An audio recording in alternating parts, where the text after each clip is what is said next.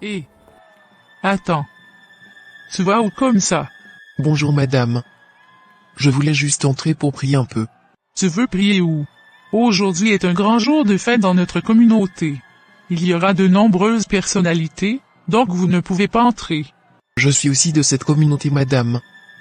Je veux juste prier comme les autres.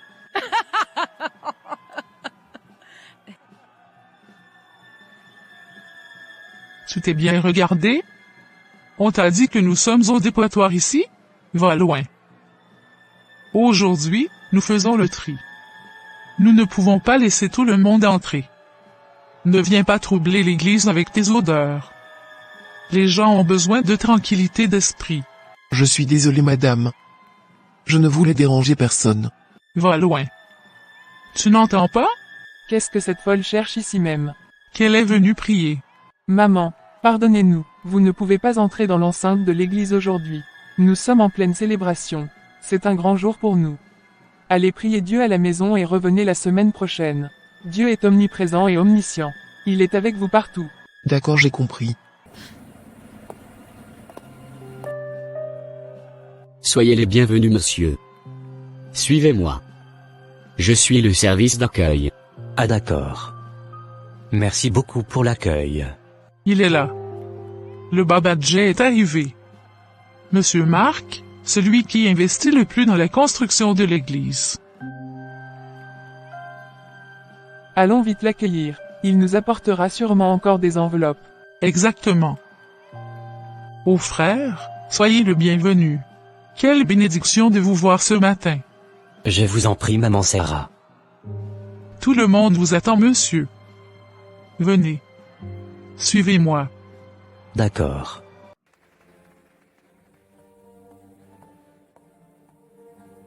Tu es là? Ma fille. Quoi? Tu es déjà rentrée? Maman. Tu devrais faire un tour à l'église, tu m'avais dit. On m'a chassé au haut. Chassé? Et pourquoi? Apparemment, je suis très mal habillé, et je sens mauvais pour qu'ils me laissent entrer. De quel droit se permettent-ils de te traiter comme un déchet? L'église n'est-elle pas censée être ouverte à tout le monde? Apparemment, ils organisent une célébration réservée aux personnes influentes. Et je ne suis pas à la hauteur. Quelle célébration? Les gens qui sont là ont deux têtes? Je vais en parler à mon groupe de prière la prochaine fois. Ça s'appelle de la discrimination. Donc si j'y allais, est-ce qu'il m'aura mis à la porte de la même manière? Juste parce que je n'ai ni argent ni influence? Ce n'est vraiment pas normal. Calme-toi ma fille. Ils ont leur raison. Combien nous donnions comme offrande? Presque des miettes. Ils ont raison de ne pas nous considérer comme ces riches qui offrent généreusement. La preuve, la dernière fois qu'ils ont distribué les enveloppes pour la construction de la nouvelle chapelle, toi et moi n'avions rien donné. L'enveloppe est encore posée sur la table. Est-ce une raison?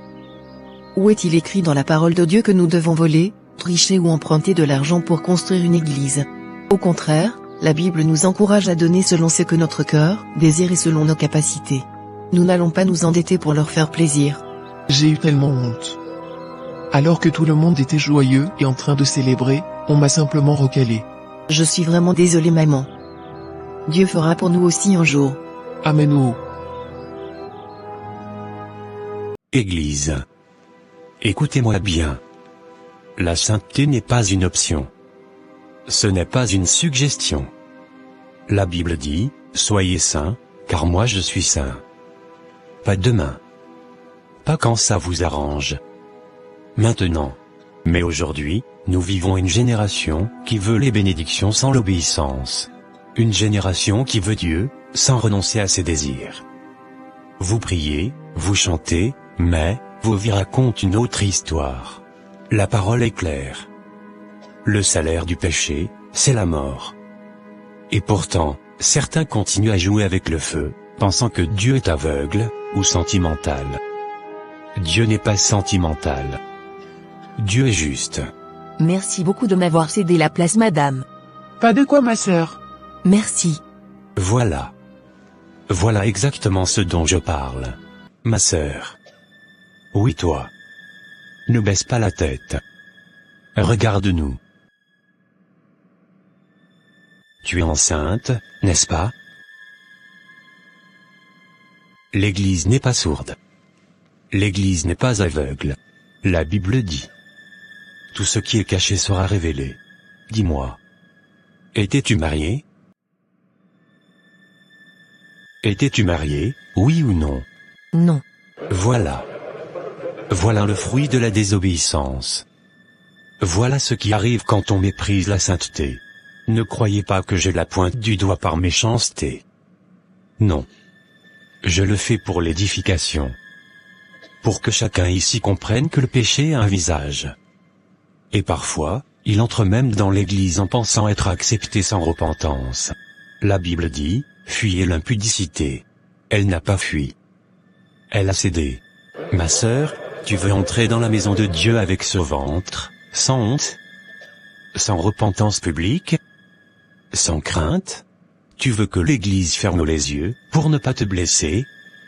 Mais qui a pensé à Dieu quand tu as ouvert les jambes? Oui. Je parle clairement. Parce que la vérité libère, même quand elle fait mal. Femme. Regardez-la. Jeune fille, regardez-la bien. Voilà ce qui arrive quand on écoute le monde, plutôt que Dieu. La sainteté exige des sacrifices. Et parfois, ces sacrifices sont publics.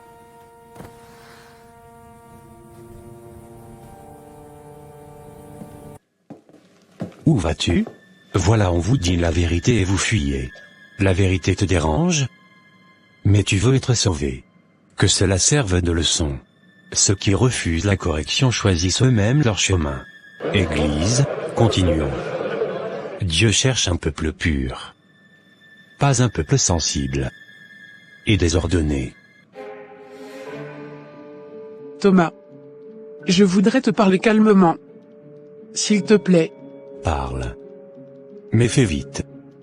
Je suis fatigué. C'est à propos de ce matin. De la prédication. Qu'est-ce qu'il y a encore? Tu sais très bien que je ne prêche pas pour plaire aux gens. Justement. Je pense que tu as été trop long aujourd'hui. Tu n'étais pas obligé d'exposer cette fille comme ça devant tout le monde. Elle avait déjà honte. Tu aurais pu lui parler après, en privé. En privé? Depuis quand on traite le péché en cachette? Sandra. Ce n'est pas ce que je dis. Je parle d'amour et de compassion. Est-ce que tu t'es demandé si Jésus-Christ réagirait de la même façon? Ne commence pas avec Jésus. Je connais Jésus mieux que toi. Thomas. Je suis ta femme. Je ne t'attaque pas.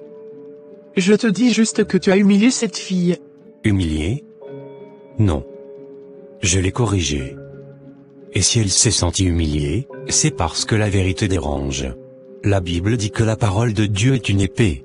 Une épée, Sandra. Pas une caresse. Cette fille est enceinte. Elle souffre déjà. Elle avait besoin d'aide, pas d'être montrée du doigt.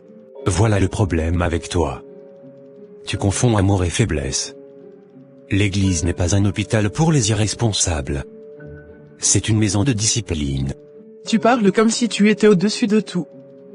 Comme si toi, tu ne pouvais jamais te tromper. Fais attention à ce que tu dis. Je suis le berger de cette Église. Dieu m'a établi. Ce n'est pas à toi de me corriger. Je ne te corrige pas. Je te parle comme ta femme. Comme quelqu'un qui t'aime. L'amour ne doit jamais contredire l'autorité. Et ici, l'autorité, c'est moi. Chérie. À la chair tu parles de sainteté. Mais à la maison, tu es dur. Tu es dur avec moi. Tu n'écoutes jamais. Tu écrases. Tu parles trop. Et tu ne pries pas assez. Si tu passais autant de temps dans la parole que dans tes émotions, tu comprendrais que Dieu n'aime pas la compromission. Même avec moi? Même avec ta propre femme? Il y a une chose que tu oublies. Devant Dieu, tu n'es pas ma femme. Tu es une brebis. Et une brebis doit se taire quand le berger parle. Alors je comprends mieux.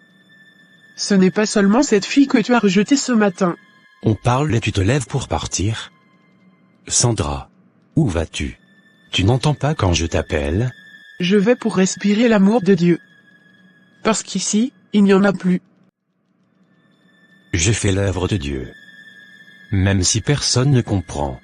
Qu'est-ce que j'ai fait de mal? Je voulais juste prier. Je voulais demander pardon. Qu'est-ce qu'il y a? Arrête de pleurer. Ce que le pasteur a fait était juste. Juste? Il m'a humilié devant tout le monde, comme si j'étais la seule pécheresse dans ce monde. Il t'a corrigé. C'est toi qui as choisi le péché. Chérie. Elle est encore sous le choc. Regarde-la. Elle est triste et ce ne sera pas bon pour le bébé. Ne commence pas toi aussi. C'est à cause de ce genre de compassion mal placée que les familles tombent. Papa. Je suis ta fille. Je portais ton sang. Et tu portes surtout la honte. Une grossesse hors mariage. Tu sais ce que ça signifie spirituellement? Je sais que j'ai fauté, mais j'espérais être soutenu. Le soutien vient après la repentance. Pas avant. Mais elle est déjà enceinte, Bob. La repentance ou quoi que ce soit d'autre ne fera pas disparaître sa grossesse. Ce dont elle a besoin maintenant, c'est de notre amour et de notre soutien dans cette épreuve. Après tout, c'est ta fille, et c'est ton petit enfant. Ce bébé est le fruit de la désobéissance. Tu vas attirer la malédiction sur cette maison? Quelle malédiction. C'est un enfant.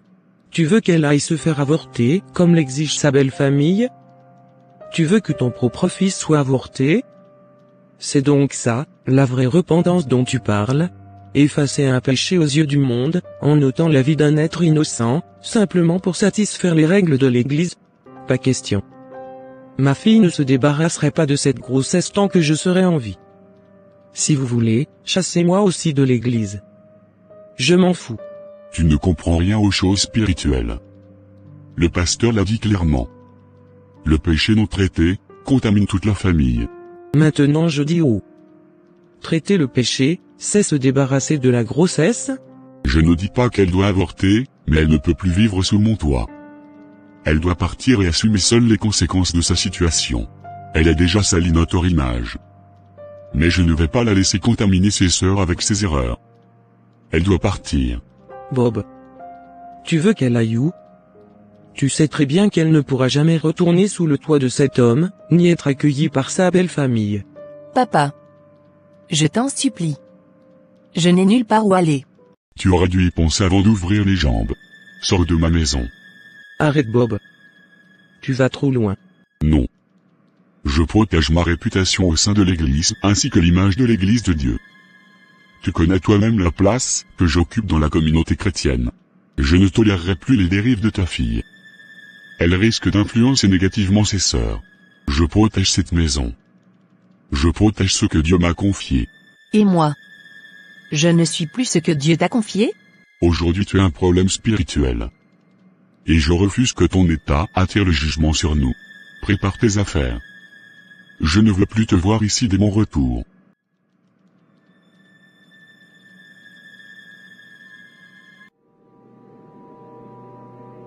Je regarde ma fille s'en aller, sans pouvoir l'en empêcher. J'espère qu'elle me pardonnera. Pourquoi ne suis-je pas assez forte pour la défendre? J'espère qu'elle me pardonnera un jour. Où vais-je aller? Et que vais-je devenir avec une grossesse sans aucun soutien? Je n'aurais jamais imaginé qu'un jour papa puisse me mettre à la porte. Frères et sœurs, écoutez-moi. Dieu vous aime. Peu importe d'où vous venez, peu importe ce que vous avez fait. Il y a une place pour vous dans la maison du Seigneur. Le monde vous a rejeté, mais Dieu ne rejette personne. Venez comme vous êtes. Dieu restaure. Dieu relève. Dieu guérit. N'est-ce pas maman Sarah de mon église ça? Je vais me rapprocher d'elle. Elle m'aidera sûrement. Maman Sarah. Pélagie? Qu'est-ce que tu fais ici? Je n'ai nulle part où aller. Oh vraiment? Tu devrais venir évangéliser avec moi. C'est le plus important, ma fille. Maman Sarah. Mon père m'a mise dehors. C'est de ça que je vous parle. Pourquoi? À cause de ma grossesse. Ah, mais ne pleure pas. Ma fille. Jésus est la solution à tous nos problèmes. Je dors dehors depuis hier. Je voulais juste un endroit pour rester quelques jours. Tu sais, ce que tu vis là, c'est une conséquence spirituelle. Tu as eu tort d'avoir déçu tes parents. Le salaire du péché, c'est la mort. Il faut te repentir. J'ai juste besoin d'un toit pour dormir, maman Sarah. Est-ce que vous pouvez m'héberger, ne serait-ce que quelques jours, le temps que je trouve une solution? Non, ce n'est pas possible. Je ne peux pas t'héberger. Mais pourquoi? Je vous en supplie pour l'amour de Dieu. Je dis que ce n'est pas possible. Ah? C'est quoi? Tu veux me rendre complice de tes péchés? Je ne peux pas te soutenir tant que tu persistes dans l'erreur. Tu veux attirer la colère de Dieu sur ta vie. Ne viens pas me souiller. Est-ce ça l'amour de Dieu que vous prêchez? Suis-je ta maman? Pardon, arrière de moi, Satan. Laisse-moi continuer mon évangélisation.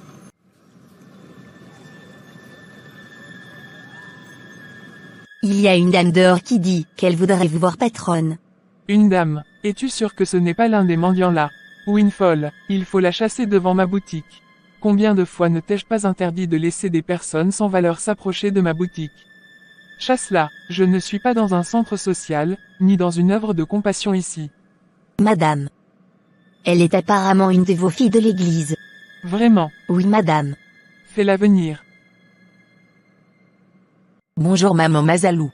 Oh, c'était toi, ma fille en Christ. Qu'est-ce qui t'amène? J'ai besoin de votre aide, maman. Mes propres parents m'ont sorti de la maison et je ne sais plus où aller. Oh vraiment, le véritable refuge est en Christ, ma sœur. C'est lui seul qui est ton soutien et ta force. Prie, et sache que je serai moi aussi en union de prière avec toi. J'aimerais que vous m'aidiez, maman. Est-ce que je peux rester chez vous quelques jours? Tu disais quoi? Je n'avais pas bien entendu. Je voudrais que vous m'hébergiez pour quelques jours.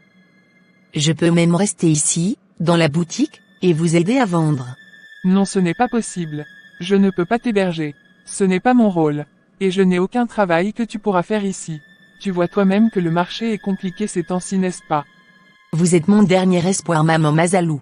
Ferme les yeux, je vais prier avec toi. Ça va aller. Fais confiance au Seigneur. Est-ce que je peux au moins trouver quelque chose à manger? Avec ta situation actuelle, tu penses encore à manger. Tu ne sais pas que tu devrais plutôt jeûner et prier. En tout cas, moi je n'ai rien. Le petit déjeuner est prêt, madame. Quel petit déjeuner? La nourriture du chien, tu veux dire? Je suis en jeûne, moi. Madame. Je parle du petit déjeuner que vous m'avez demandé de faire, pour vous ce matin. Arrière de moi, Satan. Tu veux gâter mon jeûne. Va déposer ça loin de moi. Je vais donc m'en aller, maman. Que Dieu veille sur nous, ma fille. Du courage. Cette dame avait juste faim, madame. On aurait pu la remettre la nourriture. Comme vous êtes en jeûne là. Est-ce que ça va chez toi? Que ce soit la première, et la dernière fois que tu fasses encore ce que tu viens de me faire. Si tu continues, je te mets à la porte de chez moi. Pauvre fille. Désolée, madame. Ramène-moi vite ma nourriture. Heureusement qu'elle ne m'a pas maudit ce matin. Elle me parle de Dieu. M'invite à me convertir, mais dans le même temps, elle ne cesse de m'abreuver d'injures et de malédictions. Si c'est cela être chrétien, alors je préfère ne jamais mettre les pieds dans son église. Pasteur. Merci d'être venu. Votre présence nous rassure beaucoup. C'est normal. Nous sommes une famille en Christ. Suivez-moi, pasteur. Dimitri traverse une saison délicate. Mais Dieu travaille son cœur. Je le vois. Et je rends grâce à Dieu pour sa disposition. Dimitri. Pasteur. Je veux vraiment servir Dieu. Je veux me consacrer pleinement au ministère. C'est une bonne décision, mon fils. Très peu de jeunes font ce choix aujourd'hui. Je suis content que tu t'aies vraiment repenti. Dieu aime qu'on revienne à lui. Et toi tu as décidé de le servir. C'est un effort louable. Depuis qu'il a pris cette décision, nous avons la paix. C'est le signe d'une vraie repentance. Concernant l'histoire avec cette fille. Que devions-nous faire, pasteur? Inutile de remuer ce qui est déjà couvert. Dieu efface quand il appelle. Je regrette ce qui s'est passé. Mais je veux aller de l'avant. Et c'est exactement ce que Dieu attend de toi. Ne laisse pas le passé te détourner de ton appel. Nous avons été clairs avec lui. Cette union avec Pélagie n'est pas possible. Je comprends. Le mariage doit être spirituellement aligné. Cette fille, elle n'est pas dans la même vision. Et le ministère demande des sacrifices. Tout le monde ne peut pas suivre. Pasteur. Et l'enfant alors? Dieu s'occupera de ce qui lui appartient. Toi, concentre-toi sur ton appel. C'est ce que nous lui disons. Il ne doit pas se laisser distraire. Exactement. Beaucoup de grands hommes de Dieu ont été éprouvés avant leur élévation. Alors, je fais le bon choix? Oui. Tu choisis Dieu. Nous voulons qu'il devienne un homme de Dieu respecté. Et il le deviendra. Avec de la discipline. Et de la séparation. Merci, pasteur. Votre sagesse nous éclaire. Je fais ce que Dieu me demande. Pélagie ne reviendra plus vers moi. C'est parfois le prix à payer pour l'obéissance. L'avenir de notre fils passe avant tout. Dieu honore ceux qui mettent son œuvre en premier. Je vais demander à partir. Merci beaucoup pour tout. Chérie. Apporte-moi la mallette qui est sur le lit. C'est pour le pasteur. D'accord.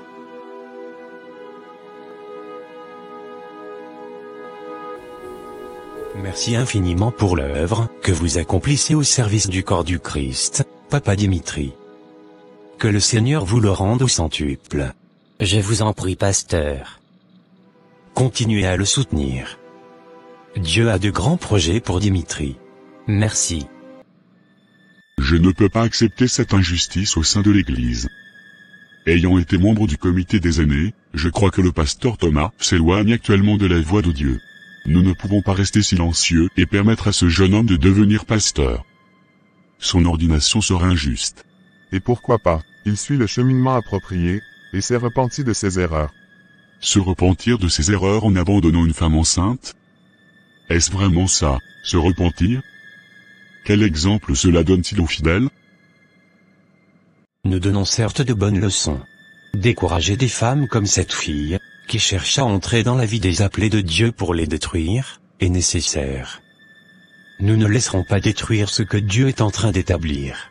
Exactement, pasteur. Nous ne devons pas permettre qu'une femme vienne détruire la vocation de ce jeune homme simplement par ses choix ou ses mauvaises intentions. Ne voyez-vous pas à quel point c'est injuste? Cette fille ne s'est pas mise enceinte toute seule. Depuis quand une grossesse n'impliquerait-elle qu'une seule personne? C'est simplement de l'irresponsabilité partagée. Ce Dimitri doit assumer ses responsabilités et être tenu au même titre que Pélagie. Dieu nous appelle à la justice. Pas à l'hypocrisie. Calme-toi. Personne ne t'a demandé ton avis ici. Ne vois-tu pas que nous discutons entre hommes? Garde le silence et ne te fais pas appeler Jézabel. Sois sage. Monsieur Marc, vous êtes resté silencieux jusqu'à présent. Pourtant, il est question de votre propre fille, que vous avez déjà chassée de la maison. J'ai agi conformément à ce qui est juste en tant que père, et aîné d'une communauté respectée. Je dois servir d'exemple, même si cela me touche personnellement. C'est ça. Je ne sais pas ce qui est difficile à comprendre. Franchement, vous me dégoûtez. Bonne journée. Je préfère rester chez moi plutôt que de voir des gens qui sont censés incarner l'amour applaudir l'injustice. Je t'ai toujours dit que tu n'as pas droit à la parole quand nous sommes avec les aînés dans la foi. Tu me diminues quand tu prends la parole sans mon accord. J'ai entendu. Et je m'en excuse. Mais ce que vous étiez en train de dire est juste diabolique. Garder le silence en tant que femme, c'est comme cautionner ce que vous faites. Je dis, et puis tu continues. Si tu veux devenir une femme rebelle, une Jézabel, ce ne sera pas sous mon toit.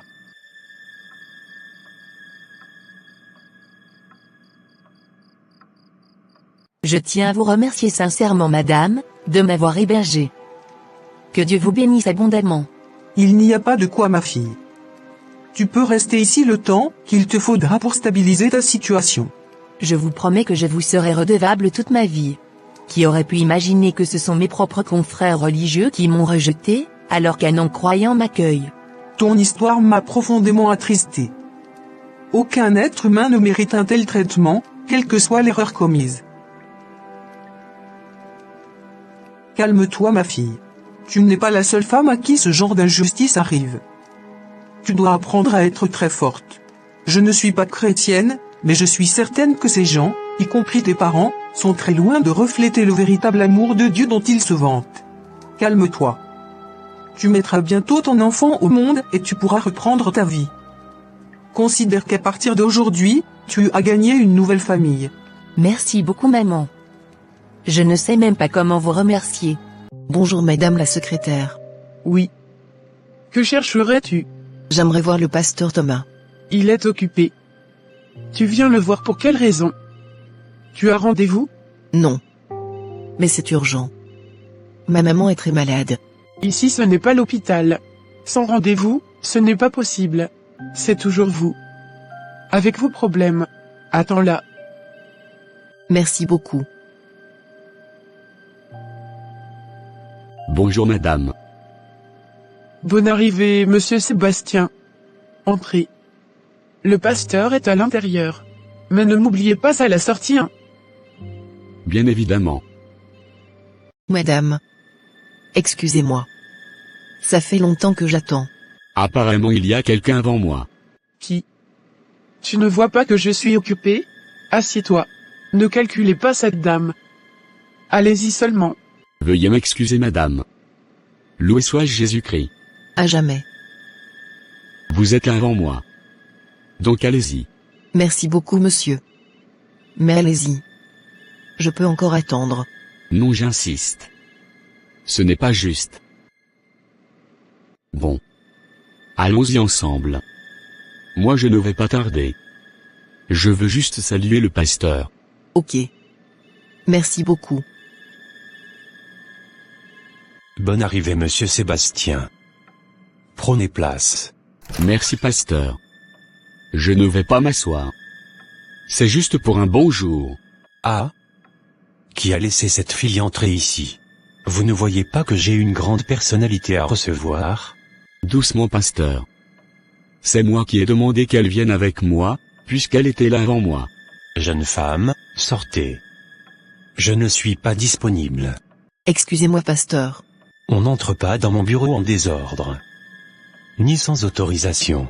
Je suis venu demander de l'aide. Ma maman est très malade. Elle s'appelle Shema. Elle venait ici avant. Shema? Elle est qui? Vous la connaissez bien pasteur. C'est ma maman. Elle fut votre femme de ménage. Celle qui a fui l'église là. Pasteur. Elle souffre beaucoup. Nous n'avons personne. Ce n'est pas le rôle de l'église de réparer les conséquences des choix des gens. Pasteur. Elle parle de sa mère. Et moi je parle d'ordre. Si chacun vient avec ses problèmes, l'église devient un marché. Je ne demande pas beaucoup. Juste une petite aide pour ses soins, et une prière. La prière commence par l'obéissance. Votre famille a quitté l'église.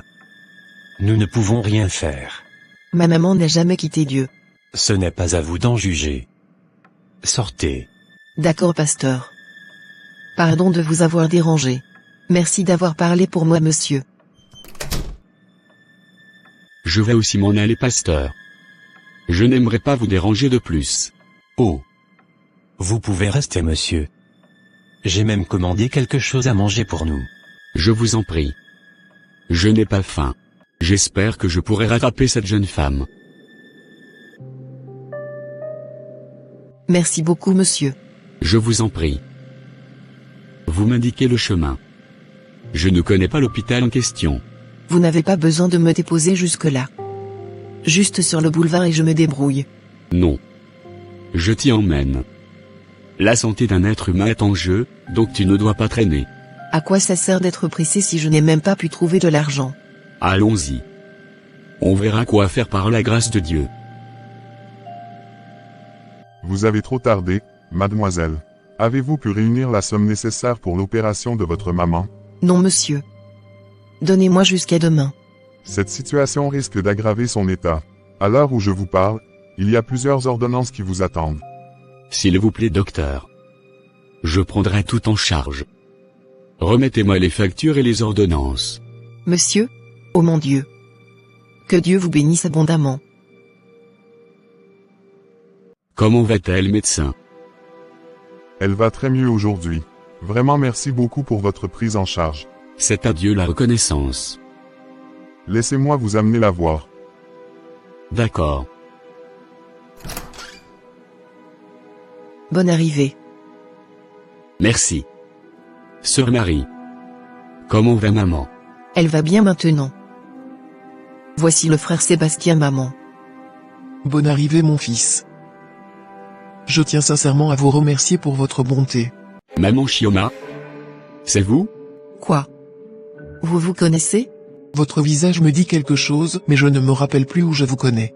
C'est moi maman. C'est Séba. Le petit orphelin que vous avez nourri et habillé. Oh mon Dieu. Mon garçon. J'avais même oublié. Calmez-vous maman. Le bienfait n'est jamais perdu, dit-on. Ta maman est une femme au grand cœur. Je ne peux pas te raconter tout ce que ta maman a fait pour moi lorsque mes parents sont décédés et que j'ai été confié à ma tante, qui me maltraitait. Sans Chioma, notre voisine à l'époque, je ne serais peut-être plus de ce monde aujourd'hui. C'est elle qui se cachait pour me donner à manger, qui payait même ma scolarité malgré les refus de ma tante. Oh mon Dieu. Si je suis devenu ce que je suis aujourd'hui, c'est en grande partie grâce à ta maman. J'ai ensuite essayé de la retrouver pendant longtemps, pour lui témoigner toute ma gratitude, mais en vain. Malheureusement, je n'ai jamais réussi à la joindre jusqu'aujourd'hui. Gloire à toi, mon Dieu, de m'avoir permis de revoir cette grande dame. Depuis ce jour, la vie de Chioma et de sa fille Marie a changé à jamais, simplement à cause d'un bien qu'elle avait accompli avec amour, et qu'elle avait même oublié. Merci, mon Dieu. Merci pour ce nouvel être venu au monde. Ce sont des jumeaux. Maman. Une fille et un garçon. Je suis bénie. Je suis trop contente. Je ne saurais jamais comment vous remercier pour tout ce que vous avez fait pour moi, maman Donna. Franchement, merci infiniment. Mais je ne pourrais pas garder ces enfants. Quoi? Tu veux les abandonner? Oui, maman Donna. Je n'ai pas les moyens de les élever, et vous avez déjà tellement fait pour moi. Je ne peux pas vous imposer davantage ce fardeau. Il faut que je m'en sépare et que je poursuive ma vie. Ça n'a jamais été mon désir d'abandonner mes propres enfants. Mais aujourd'hui je n'ai malheureusement pas le choix. L'hôpital m'a déjà présenté la liste des familles qui souhaitent adopter des enfants. Je vais leur confier les miens. Pas question, Pélagie. Je n'ai pas le droit de te forcer à prendre une décision, mais puisque tu viens toi-même de dire que ton désir n'a jamais été d'abandonner tes enfants, sache que ce n'est pas non plus le mien. Je pense te l'avoir déjà dit. Tu es ma fille. Et tes enfants sont les miens. Je refuse que tu les abandonnes simplement par contrainte. Je sais que je ne suis qu'une pauvre vieille, et je sais aussi que la manne ne tombe plus du ciel. Mais nous ne manquerons pas de quoi manger. Il est écrit quelque part dans ta Bible, si je ne me trompe pas, que si Dieu nourrit les oiseaux du ciel qui ne travaillent pas, il ne laissera certainement pas les êtres humains mourir de faim. Toi, moi et tes enfants formons une famille, et je ne vous abandonnerai jamais. Pélagie a donc gardé ses enfants. Ce ne fut pas facile pour elle, mais avec l'aide de la vieille Donna, tout est peu à peu rentré dans l'ordre. Donna prenait soin des enfants, pendant que Pélagie terminait sa formation et décroche un emploi. Sa vie est devenue plus ou moins stable, mais elle n'a jamais quitté Donna. Bonjour madame. Bonjour monsieur. À quoi me vaut votre salutation? Je suis le prophète Elias, et j'ai une prophétie pour vous. Ah bon? Je vous écoute. Ça fait un bon moment que vous avez quitté l'église. N'est-ce pas? Je ne vais plus à l'église. Oui. Mais je continue toujours de méditer et de prier. Je n'ai pas quitté Dieu. Ce n'est pas bon pour votre foi. Une chrétienne doit se nourrir spirituellement. Ce que vous êtes en train de faire est en train d'ouvrir une porte spirituelle dans votre vie. Pourquoi êtes-vous autant remonté contre l'église? Si vous continuez comme ça, cette vieille dame païenne finira par manger vos enfants et vous détruire. Vous êtes prévenu. De quoi vous parlez, monsieur? Quelle vieille? Celle chez qui vous êtes est une sorcière. Et elle veut manger vos enfants. Quoi? Regarde-moi celui-là. Elle n'a qu'à les manger, et même croquer leurs os. Et si possible, j'en ferai encore d'autres pour qu'elle les mange. Au moins, elle sait élever les enfants avant de les manger. C'est toujours mieux que ceux-là qui voulaient même les tuer par l'avortement. N'importe quoi. Femme. Vous voulez voir la colère de Dieu s'abattre sur vous ou bien? La colère de Dieu, ou la colère des humains? Mon Dieu n'a pas peur de moi. Il sait me parler et je sais aussi l'écouter. Alors, il n'a même pas besoin de vous, les humains, pour manifester une émotion qu'il n'éprouve d'ailleurs pas. Comment pouvez-vous parler ainsi de Dieu? Dieu n'est pas votre camarade. Il n'est pas dans le péché. Si vous n'arrêtez pas de parler de Dieu comme ça, vous allez voir. Je vais voir quoi? Vous pensez que j'ai peur de vos menaces? Monsieur le secrétaire de Dieu, écoutez-moi très attentivement. Je sais que vous avez été envoyé. Allez leur dire qu'ils ne me feront plus de mal une seconde fois. C'est terminé. Je ne vous permettrai plus de me détruire. Mais si vous continuez, je vous exposerai aux yeux du monde entier, y compris mes propres parents. Bonne journée. Cette fille n'est pas naïve. Plus jamais, je ne me mettrai devant elle. Tu as peur d'elle? Non. Mais elle a compris que c'est vous qui êtes toujours à sa poursuite. Aussi, je ne suis pas pasteur ni prophète. Laissez-moi en paix. Je ne veux plus de votre argent. Oh! Bonne arrivée, pasteur Dimitri. Asseyez-vous. Merci, pasteur Paul. Je suis revenu vous voir, pasteur Paul. Je sais que je suis moi aussi pasteur, mais on dit souvent qu'il est difficile de se sauver soi-même. J'ai tout fait. J'ai jeûné et prié. Nous avons effectué toutes les analyses possibles, mais toujours rien. Même pas une fausse couche. Dieu a-t-il oublié son serviteur? Pasteur Dimitri, ne soyez pas trop triste. Vous êtes l'auteur de votre propre malheur. Certains actes que l'on commet ne s'effacent pas par de simples prières. Il faut être responsable et assumer pleinement ses actes. De quoi vous parlez, pasteur? Je n'ai rien fait. Allez retrouver cette femme que vous avez abandonnée enceinte il y a 5 ans. Dès que vous la retrouverez, votre problème sera résolu. Mon Dieu. Mais j'aurais appris qu'elle a trouvé une opportunité pour aller vivre aux États-Unis. Je ne sais pas comment vous allez vous y prendre, mais la seule solution est de la retrouver, de faire la paix avec elle, et d'assumer votre responsabilité. Ce n'est pas une question de prière ou de jeûne.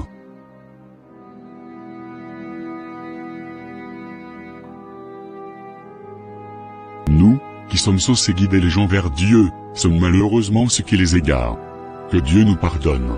Jusqu'à aujourd'hui, Dimitri n'a pas réussi à retrouver Pélagie et ses enfants. Malheureusement, la vieille Donna n'est plus non plus. Il demeure marié, mais il n'a jamais eu d'enfant. Ce que vous venez de voir n'est pas une fiction lointaine. C'est le reflet de réalité que l'on retrouve dans nos églises, nos familles, nos communautés. Et cette animation nous rappelle une chose essentielle. La foi ne se mesure pas à ce que l'on dit, mais à ce que l'on montre, et à ce que l'on devient. Dieu ne bénit pas les apparences. Il regarde le cœur. Tu peux parler de Dieu chaque jour, prier à haute voix, citer des versets sans fin.